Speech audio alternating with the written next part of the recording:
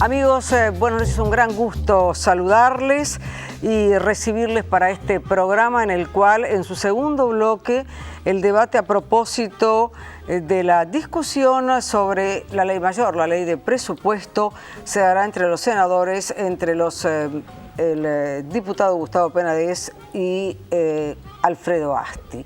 Ya en este primer bloque, el director de la OPP, el contador Álvaro García. Mucho gusto en recibirte. ¿Cómo andás, Álvaro? ¿Bien? Muy bien, muy bien. Un gusto estar acá. Después de un tiempo que veníamos amagando, pero bueno, se dio. Se dio, finalmente.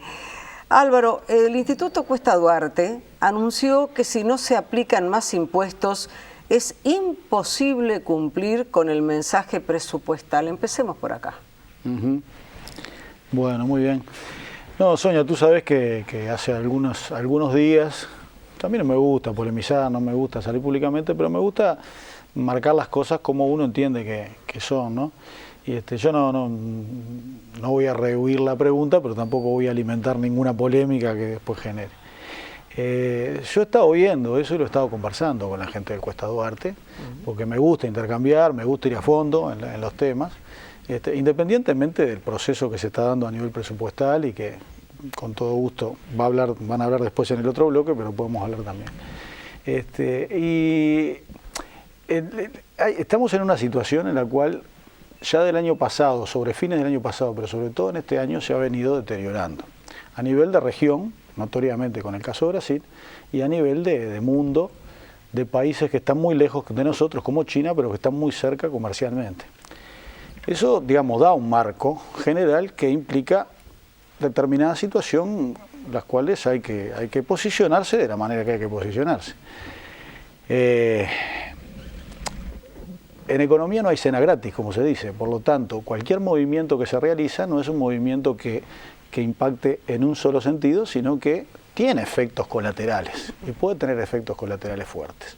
Y se dice muchas veces la famosa frase, el capital es cobarde, y eso sucede habitualmente en el mundo de hoy, en este mundo capitalista en el que vivimos, en el cual tenemos necesidad, todos los países de la región también, de estar realizando determinadas ofrecimientos de beneficios para la localización de inversiones, etcétera, como todos conocemos, y lo hacemos todos los países. Entonces, en ese contexto, es muy difícil plantearse cualquier movimiento que tenga que ver con tocar la cuestión tributaria en el corto plazo, porque cualquier impuesto que se vaya a colocar implica una presión tributaria superior y eso implica una retracción en otras variables. Nosotros siempre dijimos que el crecimiento económico es una variable condición necesaria, no es suficiente y así trabajamos con crecimiento económico con distribución del ingreso, pero sí es condición necesaria. Y el crecimiento económico está basado en la inversión. Ha habido un incremento importante en los últimos 10 años de la inversión en Uruguay. Y eso está atado con algunas cuestiones tributarias. Entonces, mirando comparativamente, en términos comparativos, primero que nada no es un buen momento para plantearlo. Además, de cualquier manera, desde el punto de vista político, hay un compromiso político planteado también en la campaña de no incrementar impuestos en este periodo de gobierno. Independientemente de eso, que creo que es la razón de fondo, y que a veces no se percibe, me parece que a veces sucede que se piensa que se va a avanzar en carga impositiva y eso no va a tener efecto sobre el crecimiento económico, y eso no es así, eso está demostrado que sí, que tiene un efecto negativo. Bueno, independientemente de eso, en la propuesta concreta, y por eso nosotros planteamos lo que planteamos hace algunos días, hay números que no cierran. Hay números que no cierran, porque en la propuesta concreta de la que se está hablando, para el año 2019, por ejemplo, por manejar dos cifras, el incremento que se plantea, que quiero hacer una aclaración, no incluye solamente lo que es el programa Gobierno del Frente, es mucho más amplio. Por ejemplo, hay todos una serie de partidas que se incluyen en esa propuesta acerca del fonazamiento de ACE, por ejemplo, que no está en el programa del Frente Amplio.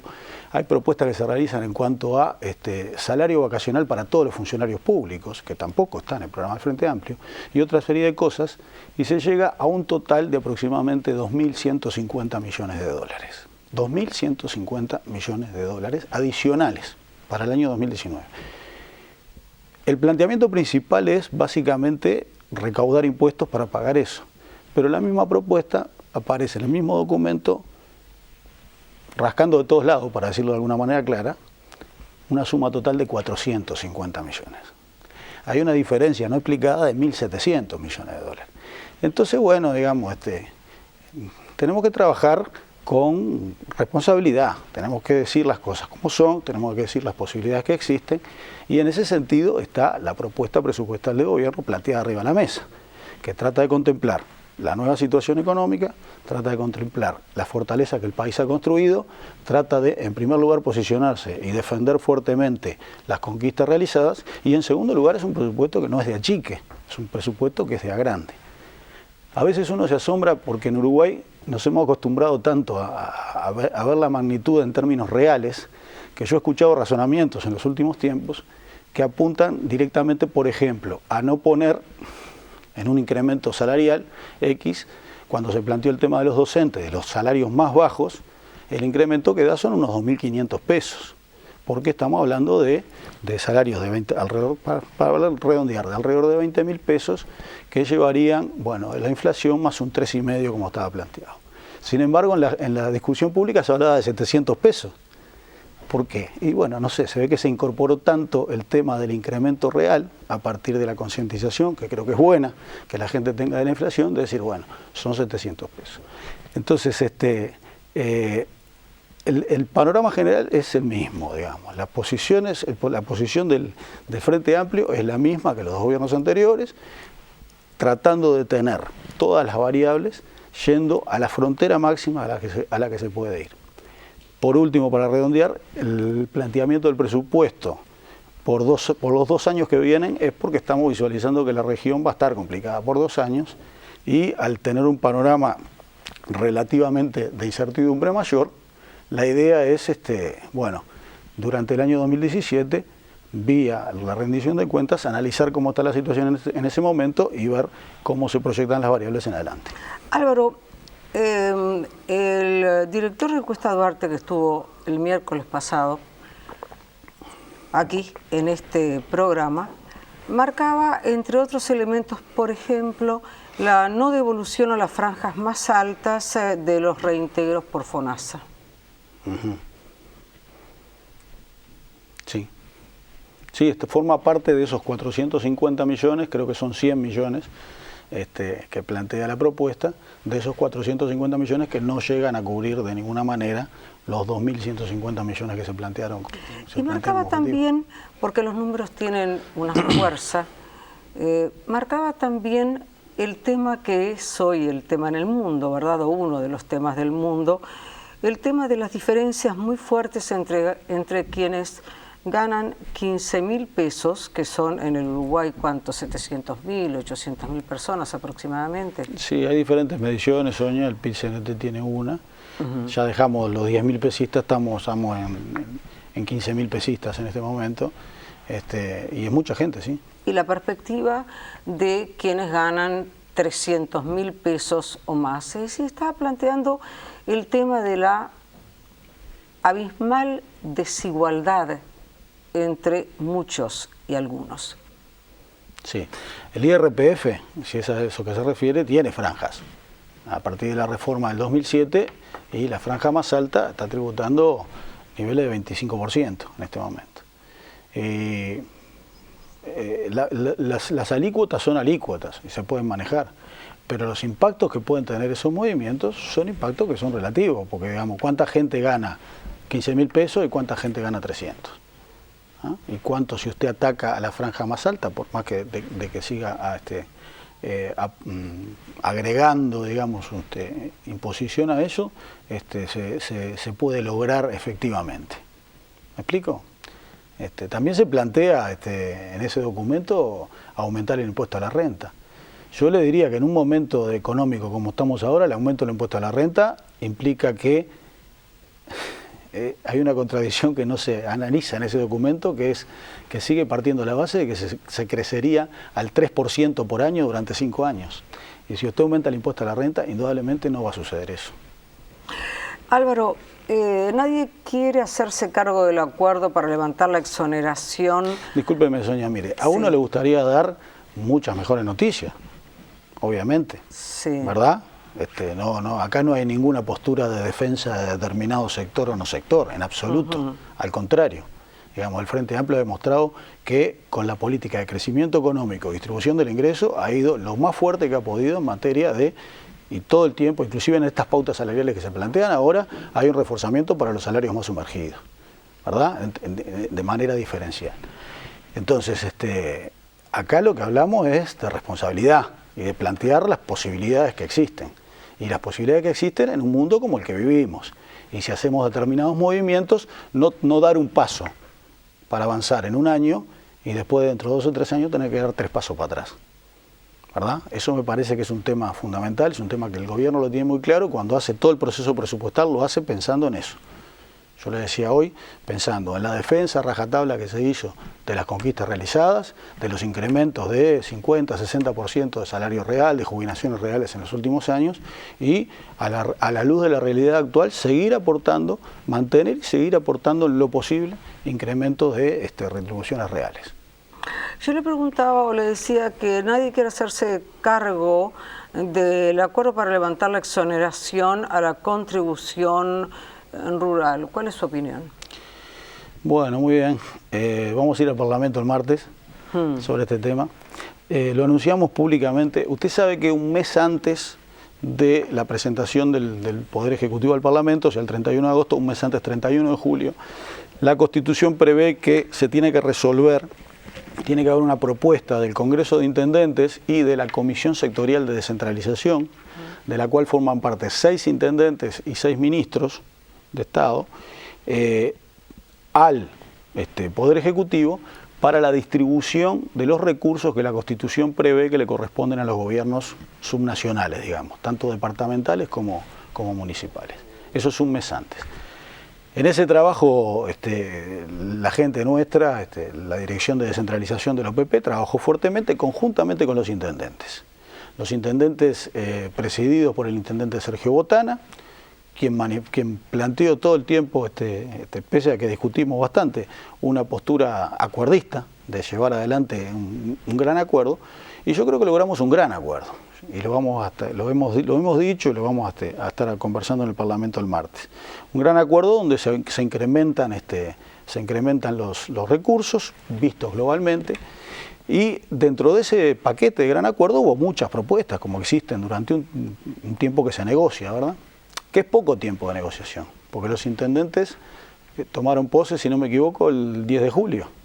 Y estamos hablando de que el 31 de julio tenía que estar presentado esto, o sea que 20 días para poner de acuerdo, como decíamos, en una negociación de libro, de caso de estudio, un gobierno nacional, 19 intendencias, 112 municipios, que también empiezan a formar parte cada vez más protagónica de esa distribución de recursos.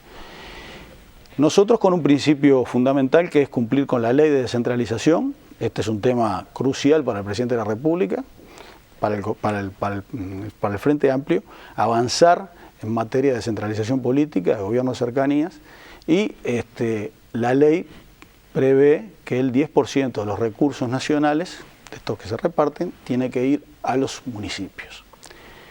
Y se llegó a ese acuerdo. En esa negociación hay una serie de propuestas de distintos tipos, y hubo muchas propuestas de poner impuestos.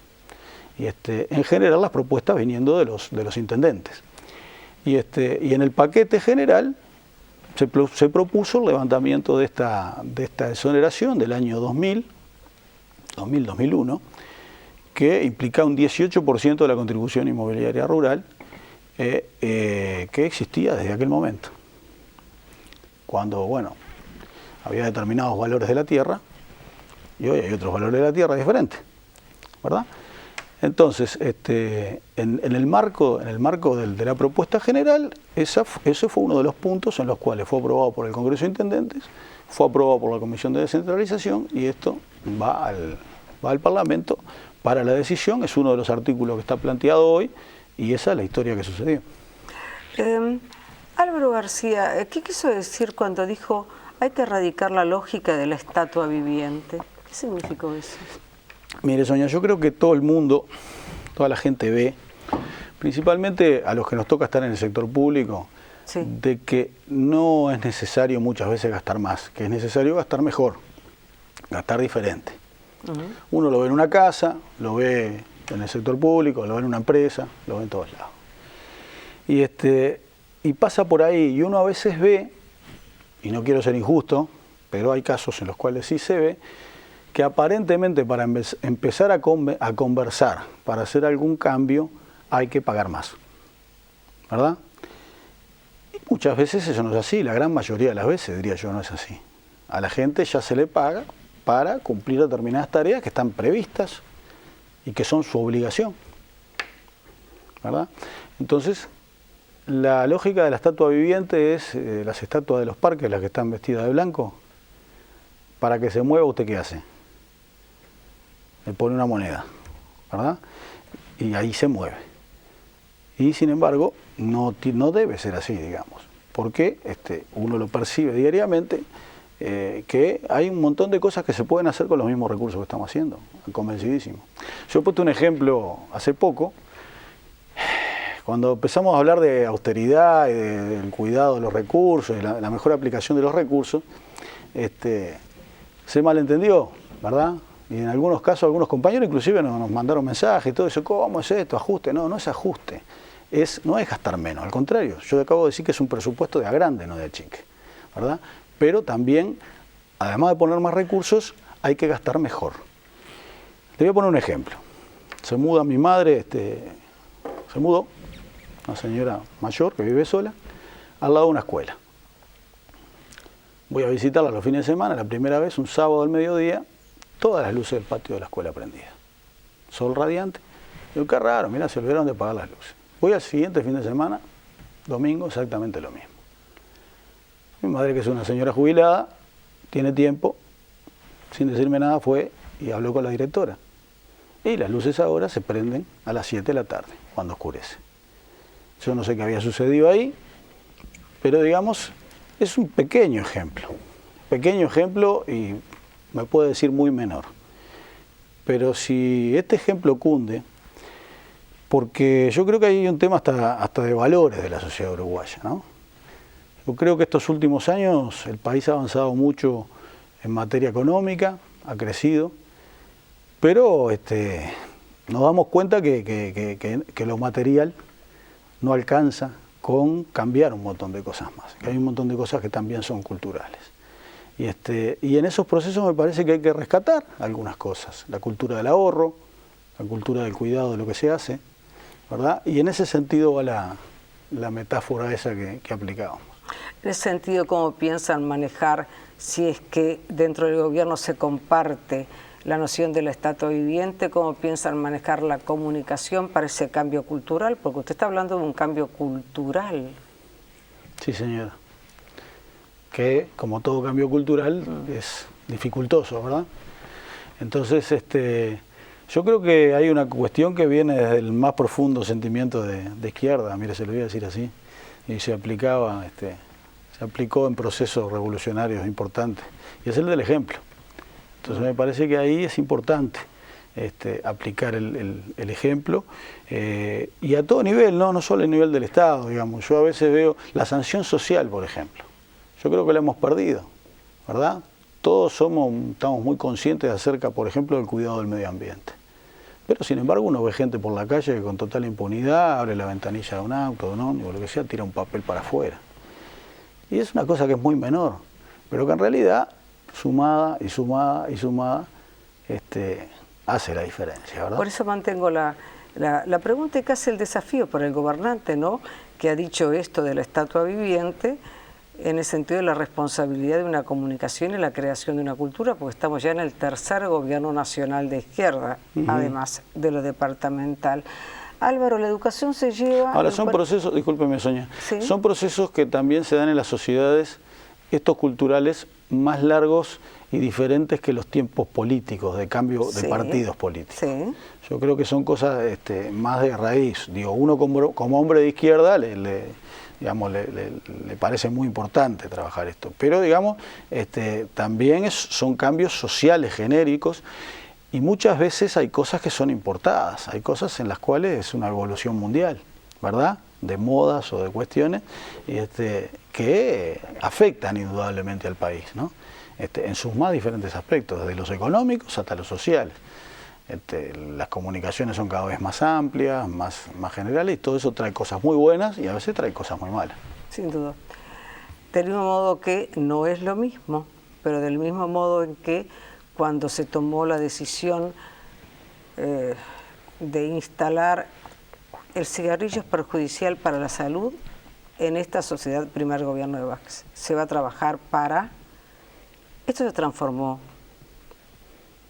en un hecho cultural.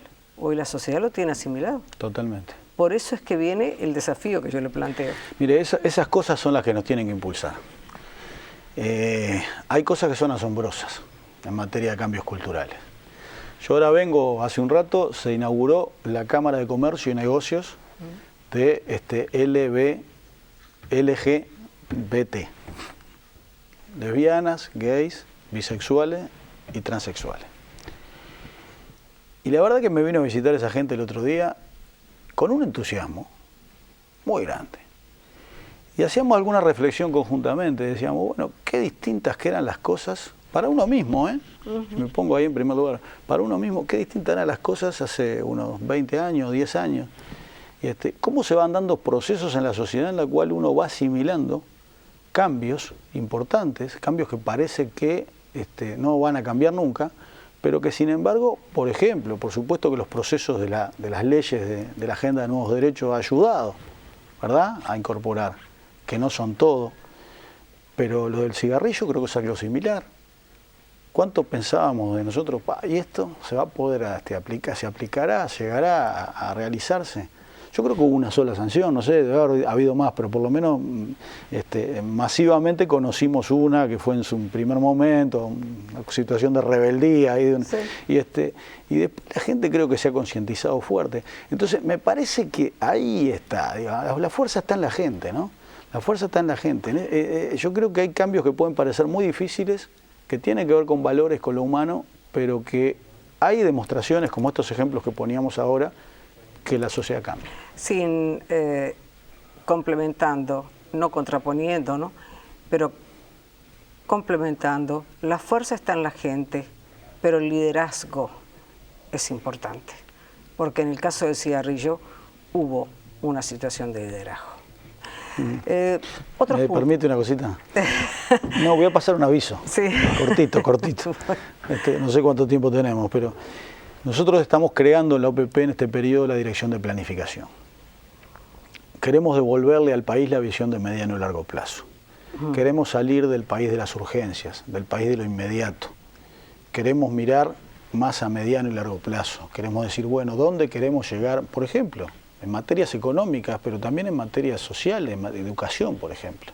¿Dónde queremos estar en el 2030? ¿Qué resultados nos gustaría tener? ¿Qué tenemos que hacer hoy para llegar hasta ahí? Entonces, este es un debate, por supuesto, que lo tiene toda la sociedad, pero le estaba faltando al Estado, y más para un gobierno de izquierda me parece que es más importante todavía, el tema de tener la planificación como una mirada específica, como una mirada concreta, como una mirada permanente. Y ahí, bueno, queremos trabajar periodos más allá de los presupuestales, en planes nacionales de desarrollo. Nuestra aspiración sería, a fin de este periodo de gobierno, tener varios planes nacionales de desarrollo, como tenemos el de energía hoy, en varias áreas, en otras áreas, con el máximo consenso político posible, por supuesto, también como sucede en el caso de energía, y miradas más largas, ¿verdad? Miradas más de prospectiva, con técnica de prospectiva. Eso lo estamos armando, lo estamos trabajando con Sebastián Torres, que es el anterior director de Industria, que es el director de Planificación actualmente. En ese sentido, entonces, justamente, en el caso de la educación, que se lleva el 40% del presupuesto, ¿verdad?, incremental, pero no alcanza con plata para mejorar la misma. La plata es imprescindible, ¿no? Fuera de todo, Sonia, no alcanza con. Sí, yo creo que son las dos cosas. Ahí está.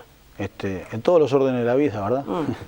Entonces, en este caso sí hay un montón de tareas, y yo creo que, bueno, que luego de la presentación del presupuesto está empezando a haber en agenda eventos que hablan de los temas más de fondo en materia de educación. De hecho, ahora va a haber una actividad, creo que es esta semana mismo, o la semana próxima, del Ministerio de Educación y Cultura, conjuntamente con el CODICEN, con los otros consejos, que se presenta como el ADN de la educación. Y ahí yo voy a asistir a escuchar, digamos, a la ministra, al profesor Wilson Neto, etcétera, pero, digamos, me parece que la idea es poner en agenda los movimientos que se tienen que realizar para avanzar hacia resolver algunos problemas en educación que son importantes.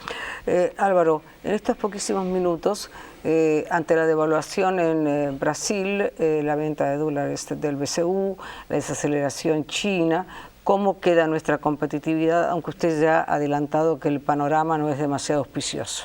Mire, la competitividad del país, de cualquier país, es un concepto complejo. Obviamente, cuando hay movimientos importantes, grandes del tipo de cambio, la competitividad en el cortísimo plazo se ve afectada. Es tan virulento el tema de Brasil de estos últimos tiempos que es imposible hacer un seguimiento a la economía brasileña, entre otras cosas porque en Uruguay tenemos muy atada la situación del tipo de cambio con la inflación. Entonces usted de repente puede empezar una carrera sin fin, el país lo ha vivido eso, ¿verdad? Usted empieza a tratar de seguir a otro con la devaluación, y como sube el dólar le empiezan a subir los precios y la competitividad se la termina comiendo, la competitividad. Por lo tanto, la inflación es un tema muy importante y Uruguay tiene que mirar, Uruguay tiene 170 mercados en el mundo. Si bien es muy cierto que Brasil es muy importante, si bien es cierto que en la frontera, en estas coyunturas, evidentemente hay situaciones de mucha diferencia cambiaria, ya lo sabemos, lo hemos visto en otros momentos. Uno no puede, digamos, la política cambiaria en Uruguay es una política cambiaria de flotación del tipo de cambio en materia del mercado interno y tomando los movimientos internacionales, pero no de seguimiento a lo que sucede en un país. Hago hincapié en esto porque uno muchas veces escucha el diagnóstico del problema de muchos asesores, de muchos analistas, pero yo no he escuchado ninguna solución a ello. Y es porque realmente hay un dilema allí, hay un dilema en la relación que tiene el país, y esto no lo decimos ahora, lo decimos desde siempre, entre su tipo de cambio y los niveles de inflación. Álvaro, 12 preguntas que traen voces de renovación. Las organizaciones que pelean por los derechos de las mujeres le han hecho saber a Margarita Perkovich como activista en primera línea la falta de visión de género en este presupuesto y ha planteado concretamente qué pasa con la izquierda que no logra progreso sustantivo en esto tan importante para una sociedad de iguales, para una sociedad verdaderamente democrática. Me sorprende un poco, y le voy a decir por qué. Ah, bueno. Porque hemos estado trabajando con Margarita.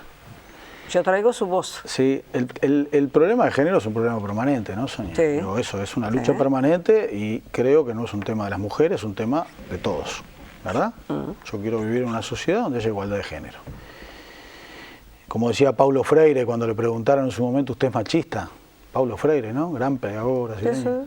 Y él respondió, dice, mire, si yo le respondiera en función de la época y el lugar que viví que no soy machista, le mentiría. Lo que hago es luchar todos los días contra mi machismo. Y eso nos pasa a casi todos, porque nos educamos en determinado tipo de sociedad. Ahora, discrepo, le decía, porque por lo menos en algún aspecto se ha hecho un aporte importante en materia de presupuesto. Por primera vez en la vida, en este presupuesto se crearon proyectos, o sea, una línea de presupuesto que determina específicamente cuáles son los dineros que destinan cada uno de los incisos del presupuesto nacional a favor de las políticas de género, que son bastantes, ¿eh? Y bueno, y ahí hubo que recorrer y recorrió la gente de Mujeres, fuertemente, Margarita, que forma parte de las organizaciones sociales, etcétera, y gente nuestra de la UPP también recorriendo los incisos, tratando de remover aquellas resistencias que existen y tratando de concientizar para decir, bueno, abramos este proyecto, si no me equivoco es el número 121 de presupuesto, para decir, bueno, cada organismo lo que está poniendo en política de género, vamos a empezar a conocerlo. Y hicimos el esfuerzo en este presupuesto, por eso no sé si se refería a eso, Margarita. Vendrán y lo desarrollarán también. Bueno, me gustaría, porque la verdad que fue un esfuerzo lindo, lo informamos en la Comisión Nacional de Género y fue muy bienvenido. Uno de los puntos que se plantean sistemáticamente en este programa, no solamente, pero hablo de este programa, es la necesaria, inevitable, inexorable renovación generacional hacia el 19 y en el 19. La parte A de mi pregunta es cómo ve este proceso. Y yo creo que hay que ocuparse, no hay que preocuparse, hay que ocuparse dentro de lo que es el proceso de la izquierda, del Frente Amplio, larga vida a todo el mundo, pero digamos los procesos de renovación evidentemente se tienen que dar. Y me parece que hay que conversar mucho, y sobre todo, Sonia, yo creo que hay que, más que conversar de gente, conversar del proyecto, acerca del proyecto. Nosotros tenemos muchísima gente joven, hoy en día en el Parlamento, en cuadros de gobierno, muchos de ellos con experiencia, otros que están haciendo sus primeras experiencias, y yo creo que como la vida es dinámica, y bueno, estar en el gobierno implica determinadas cosas, y nosotros somos la izquierda, hay que ir revisionando siempre, Hemos pasado 10 años, vamos a tener 5 años más, tenemos un programa de gobierno que cumplir en un contexto distinto, y paralelamente hay que ir dando toda esa discusión de qué es lo que viene para adelante, cómo seguimos con los cambios en el Uruguay, cómo seguimos profundizando esos cambios, cómo seguimos haciendo crecer la economía y mejorando la distribución del ingreso, cómo seguimos dándole a esta sociedad niveles mayores y mejores de vida. En esa inevitabilidad de la renovación, hasta por razones biológicas, ¿verdad? Hace unos meses usted mismo no descartaba, en el caso del semanario Búsqueda apareció esto, ser candidato a la presidencia en el 2019. No, yo no descarté ni dejé de descartar nada. Mire, le voy a ser muy clara. Tenemos mucho trabajo para hacer, A mí me apasiona mucho el trabajar, el llevar adelante las cosas. Creo que no es tiempo ni de conversar en absolutamente nada de eso. Yo no me lo planteo. Es una responsabilidad enorme, ¿verdad? Es una responsabilidad enorme para la cual hay que estar preparado, y me parece que es un gran desafío de vida si hablamos de materia individual. Y en materia colectiva, obviamente, uno solo no es nada, y vale el proyecto y vale el partido político. Una precisión, usted dice, ni no descarto, ni descarto. Eso es una respuesta. Mire, ¿sabe por qué le digo eso? Sí. 2 cosas que he hecho en la vida, nunca me las había planteado que iba a hacerlas, y esa es la realidad. Una fue ser letrista de murga. Jamás había estado en ninguno de mis planes de vida, y me llevó buena parte de mi vida y espero que no se haya terminado. La otra fue ser ministro de Economía. Yo nunca se me había planteado esa posibilidad. Entonces, acá no hay que poner la carreta delante de los bueyes ni nada. Yo soy una persona del proyecto. Sonia, no soy candidato a nada, ¿verdad? Y me siento muy bien, muy feliz diciendo eso. Y en cuanto a la preparación para eso, ¿su actitud es de prepararse para la eventualidad de? Mire, yo lo que creo que es una tarea muy grande, ¿no? Es una tarea muy grande y hay que encararla de manera muy responsable, muy responsable. ¿Usted es responsable? Es el ciudadano, yo qué sé, no sé, supongo que sí, pretendo serlo. Es el ciudadano o la ciudadana que representa a todos los uruguayos durante 5 años. Y por lo tanto no es una cosa menor en absoluto. Yo creo que es la principal responsabilidad que tiene un país. Por lo tanto hay que estar muy bien, hay que estar muy clarito, muy preparado, Me parece que es muy importante lo personal ahí. ¿Le gustaría ser presidente? Sonia, no me hagas esa pregunta. No lo sé, le dije que no lo sé, no lo tengo definido, no sé, no estuvo nunca en ninguno de mis planes de vida. La verdad, me deja un poco descolocado. Y las cosas, qué bueno. Salir de la zona de confort es bueno para ambas partes. Sí, es bueno. Lo logró. Gracias por haber estado. Bueno, gracias a usted. Siempre, como siempre, es un gusto. Para mí también. Seguimos en instantes.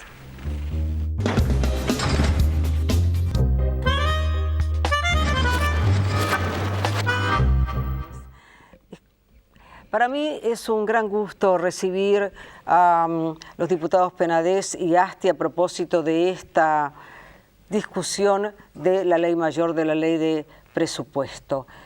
Estimados, un gusto, como siempre. Gracias por estar. Gracias por invitarnos. Tengo 3 preguntas para ustedes en este orden. ¿Cómo se financia este presupuesto? ¿Coinciden con el Cuesta Duarte? No sé si escucharon la primera entrevista, que para financiarlo se deben agregar impuestos Penades. Bueno, el presupuesto, ¿cómo se financia? Bueno, se financia de 2 maneras. Se financia a través de lo que es la recaudación que el Estado hace a través de los impuestos y el endeudamiento. En este caso, una vez más, el presupuesto que remite el Poder Ejecutivo al Parlamento es deficitario. O sea, vamos a gastar más de lo que vamos a recaudar. Y eso en un contexto que el propio equipo económico reconoce como distinto a lo de los años anteriores. El Frente Amplio en sus 10 años siempre el presupuesto fue deficitario. Pero en este caso lo que anuncia el propio equipo económico es que la situación que es delicada. Es una situación delicada, que ha habido un proceso de desaceleración y de caída en algunos vectores que son trascendentes para lo que es el armado de una situación como esta. Y en ese sentido es una situación complicada la que lamentablemente al Uruguay le puede llegar a tocar vivir, y veremos hasta qué punto el gobierno está preparado para enfrentarla. ¿Asti? Sí, es cierto. Este es un presupuesto que nos encuentra en una situación mundial complicada, cuya complicación se aceleró en los últimos meses o en los últimos trimestres de este año 2015.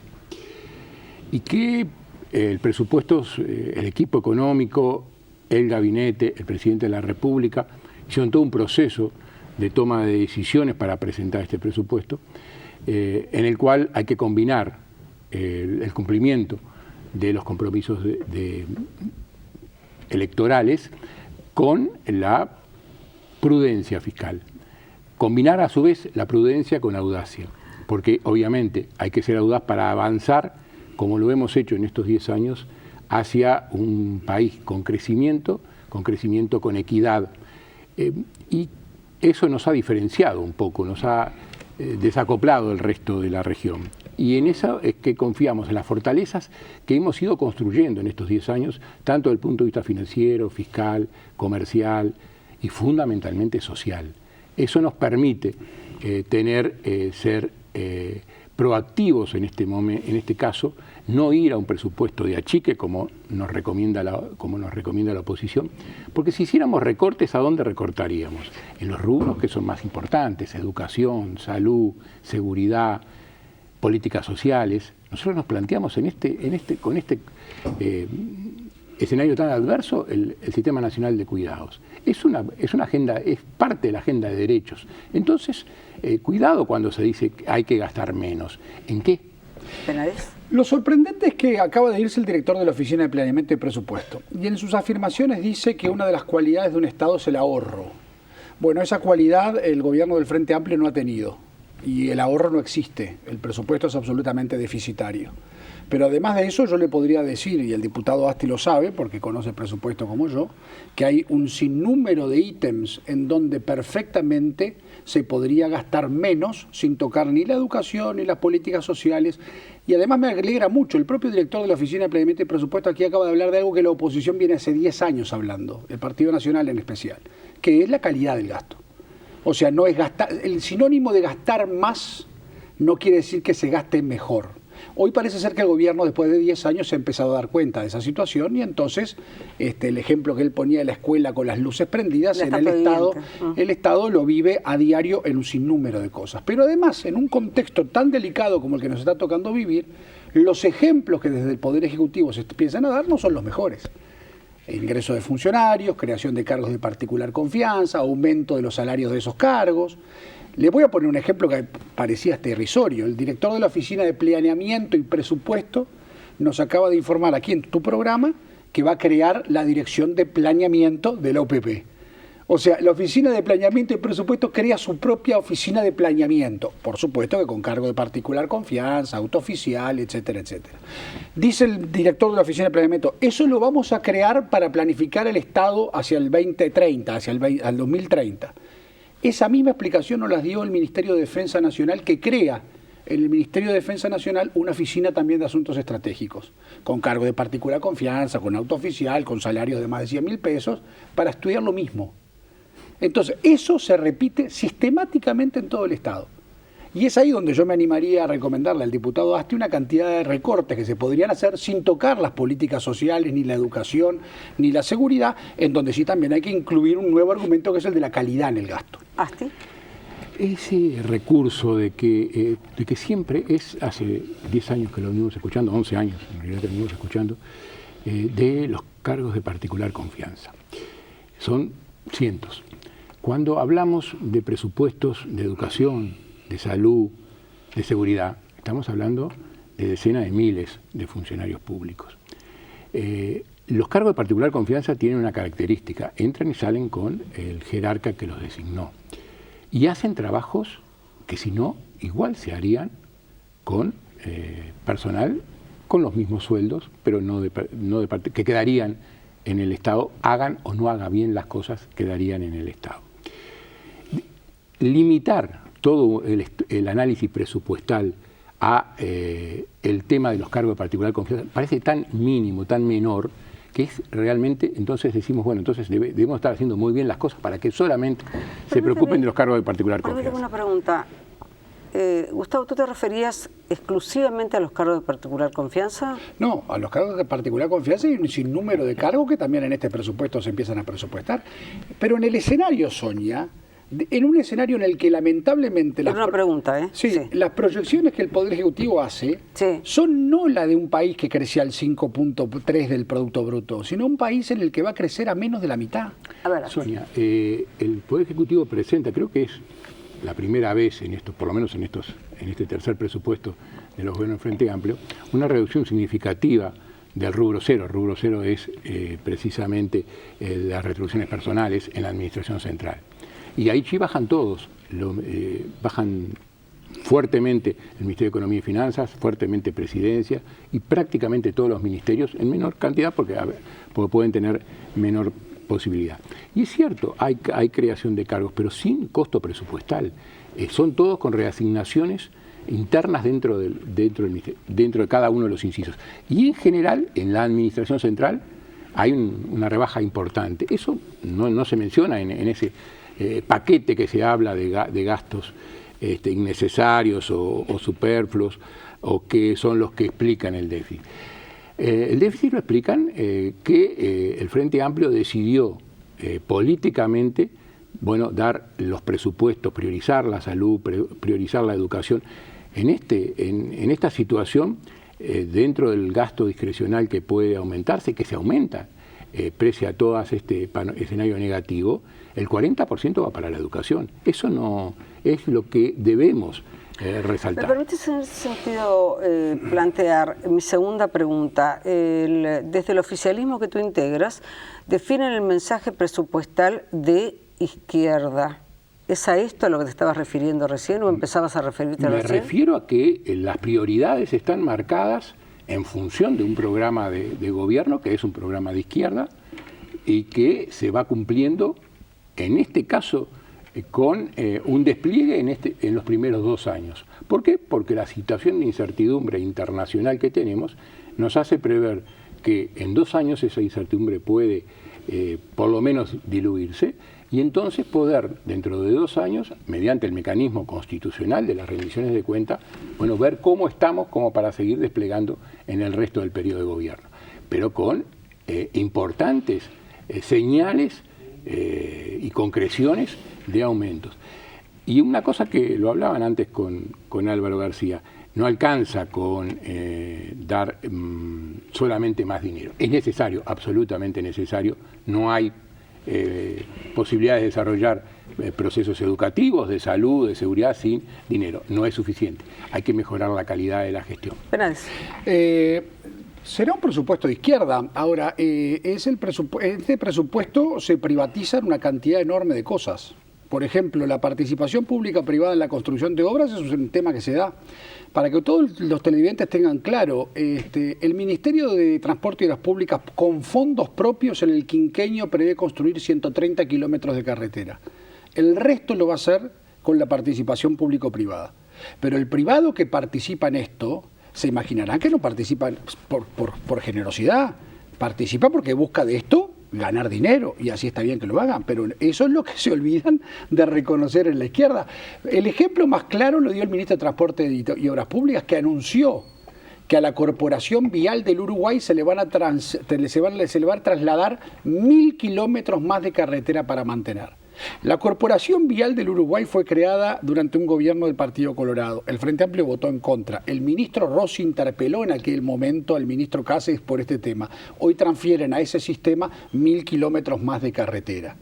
Entonces, el problema está en que será un presupuesto de izquierda o no. Lo importante es que es un presupuesto que en algunas áreas centrales está planteado para el Uruguay, que parece ser que no es. Porque el Uruguay no va a crecer el 2.5%, porque ya lo dijo el presidente del Banco Central, apenas va a llegar al 2%. Y entonces el presupuesto comienza a estar más desfinanciado aún, porque como consecuencia de eso hay una caída de la recaudación, lamentablemente hay una caída de las exportaciones, hay una caída de las importaciones, hay un aumento en los problemas que estamos teniendo en la región y en el mundo. Y ante ese escenario, el gobierno del Frente Amplio no toma las precauciones. La única que toma es decir, vamos a hacer un presupuesto por 2 años. Y nada más. En lo que va de estos 2 días, el Banco Central ha vendido 130 millones de dólares para mantener el dólar en 29 pesos. Si el dólar acompañara la situación de Brasil, hoy el dólar tendría que estar a 50 pesos. La inflación se les está por escapar. Y esa situación es la que está haciendo que este presupuesto no se prioricen las cosas que se tendría que priorizar, y el mensaje es el contradictorio. Aumento para los cargos de particular confianza, aumento de salarios para toda una cantidad enorme de funcionarios que realmente a mí me encantaría dárselos, pero en otro contexto. Y lo que estamos hoy viviendo es justamente aquello de los 7 años de vacas gordas y los 7 años de vacas flacas. Entonces, en los 3 minutos que nos quedan, mi última pregunta en este primer programa de discusión del presupuesto. Primer programa de discusión. O sea que volvemos el miércoles que viene. Y bueno, tenemos que ponernos de acuerdo. Pero una cosita. Sí. No, porque el diputado Penades decía de que es una privatización las obras de participación público-privada. Para todos los televidentes, Sonia, la participación público-privada es una forma de financiar inversión pública, no privada, es inversión pública. La financia el privado, la construye el privado, la mantiene el privado y es inversión pública. Una vez terminado el contrato de mantenimiento, vuelve al Estado, pasa a la administración del Estado. Es una forma de poder transferir hacia adelante los costos que si no deberían incluirse en este presupuesto. Por lo tanto, es participación público-privado de financiamiento de obra pública y última pregunta pública. Para el último minuto. Penades, ¿qué aspecto central le cambiarías a este presupuesto? En segundos. El redireccionamiento de una cantidad de áreas que hoy creemos que no son prioritarias, priorizando las que tienen que serlo, que están relacionadas con salud, educación, seguridad y exigir en ellas también resultados. En el Ministerio del Interior se gastaron el año pasado y se van a gastar este año y el año que viene más de 800 millones de dólares. El presupuesto de seguridad se multiplicó por 10 en los últimos 10 años. La pregunta a los televidentes es, ¿la seguridad se multiplicó por 10?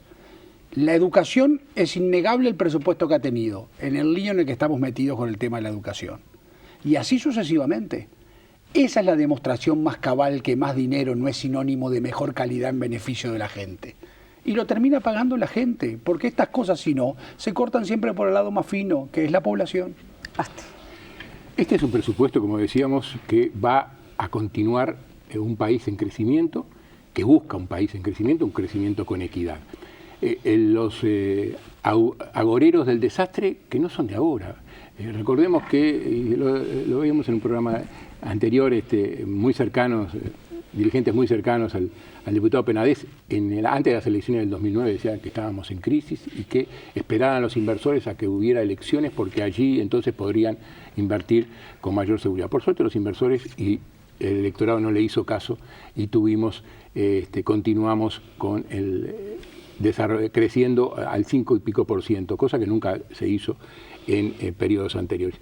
Hoy estamos en una etapa que no es de crisis, que no es de achique, sino por el contrario. Este es un presupuesto que va para adelante, que aporta a los rubros que la población siente como necesidades de seguir mejorando. La educación, la seguridad, las políticas sociales con el Sistema Nacional de Cuidados, un tema fundamental que va a cambiar la vida de mucha gente, va a cambiar la calidad de vida de mucha gente.